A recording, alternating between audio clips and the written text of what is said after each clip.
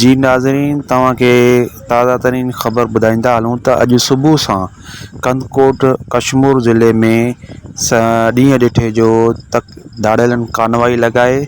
जेको आहे त 4 कोचूं ऐं मुख़्तलिफ़ डाक्सन गाॾियुनि खे सरेआम फुर लुट करण खां पोइ बाआसानी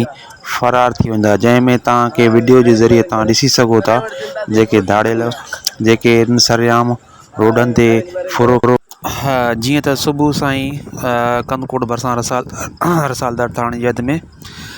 दाड़ेलनि जो कार खे रोकण जी कोशिशि कई, जंहिं कार न बीहण जे सबबु गोलियूं लॻण सबबु हिकु नौजवान ॾाढू शेख मौक़े ते क़तल थी वियो, जॾहिं त 2 ॼणा